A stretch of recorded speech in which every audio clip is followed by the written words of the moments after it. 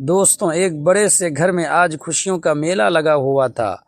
चारों तरफ रोशनी की झालरें चमक रही थीं, आंगन में ढोलक की थाप गूंज रही थी, औरतें शादी के गीत गा रही थीं, बच्चे इधर उधर दौड़ रहे थे और रिश्तेदार नाचते गाते हुए शादी का आनंद ले रहे थे।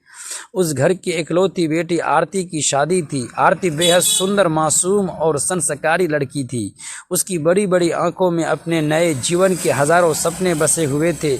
उसके पिता ने अपनी हैसियत से बढ़कर शादी की तैयारी की थी। माँ अपनी बेटी को दुल्हन के रूप में देखकर बार बार भावुक हो जाती थी। दोस्तों, वीडियो में आगे बढ़ने से पहले वीडियो को लाइक और हमारे चैनल को सब्सक्राइब करके प्लीज़ हमारा सपोर्ट ज़रूर कर दीजिएगा। दोस्तों, चलते हैं आज की कहानी की तरफ।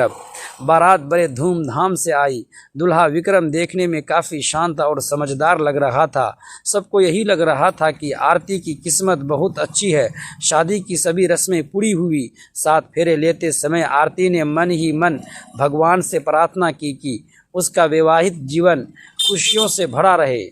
सुबह विदाई का समय आया। आरती अपनी माँ से लिपटकर जोर जोर से रोने लगी। उसके पिता की आंखें भी भर आई। हर माँ बाप की तरह उन्होंने भी भारी दिल से अपनी बेटी को विदा किया। आरती जब अपने ससुराल पहुंची तो वहां उसका बहुत भव्य स्वागत हुआ। घर बहुत बड़ा था, नौकर चाकर थे, रिश्तेदारों की भीड़ थी, लेकिन उस भीड़ में भी आरती को एक अजीब सा खालीपन महसूस हो रहा था। शाम होते होते उसे उसके कमरे में बैठा दिया गया।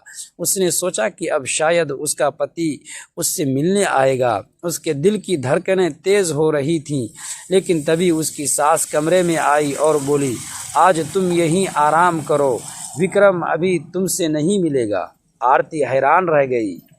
उसने धीरे से पूछा, लेकिन क्यों माँ जी? सास ने सख्त आवाज में कहा, इतने सवाल मत किया करो, जैसा कहा जाए वैसा करो। आरती चुप हो गई। उसने सोचा शायद कोई रस्म होगी, लेकिन अगले दिन भी वही हुआ। विक्रम पूरे घर में सबके सामने दिखाई देता, मगर जैसे ही आरती उसके पास जाने की कोशिश करती, कोई न कोई उसे रोक देता। कभी सास बुला लेती, कभी ननंद कोई काम बता देती। धीरे धीरे आरती को लगने लगा कि इस घर में कुछ तो ऐसा है जो उससे छिपाया जा रहा है। एक रात वह पानी लेने के लिए कमरे से बाहर निकली। तभी उसने देखा कि उसके ससुर और सास आपस में धीमी आवाज में बात कर रहे थे। सास बोली, अगर बहू को सच पता चल जाए तो बहुत बड़ा हंगामा हो जाएगा। ससुर ने कहा, कुछ दिनों तक उसे विक्रम से दूरी ही रखो, बाद में सब संभाल लेंगे। यह सुनकर आरती के पैरों तले जमीन खिसक गई। आखिर ऐसा कौन सा सच था जो उससे छिपाया जा रहा था? पूरी रात वह बेचैन रही। सुबह उसने अपनी ननंद से पूछा, दीदी, आखिर मुझे मेरे पति से मिलने क्यों नहीं दिया जा रहा है? ननंद ने नजरें झुका ली और बोली, भाभी, कुछ बातें समय आने पर ही पता चलती है। अब आरती का डर बढ़ता जा रहा था। कुछ दिन बाद एक रात उसने तय किया कि वह सच जान कर रहेगी। वह चुपके से विक्रम के कमरे की तरफ बढ़ी। कमरे का दरवाज़ा थोड़ा खुला हुआ था। जैसे ही उसने अंदर झांका, उसकी आंखें फटी की फटी रह गई। विक्रम कमरे में अकेला बैठा था। उसके हाथों में दवाइयों की कई शीशियाँ थीं। वह लगातार रो रहा था। उसके चेहरे पर दर्द साफ दिखाई दे रहा था। तभी विक्रम ने आरती को देख लिया। वह घबरा गया और बोला, तुम यहाँ क्यों आई हो? तुम्हें यहाँ नहीं आना चाहिए था।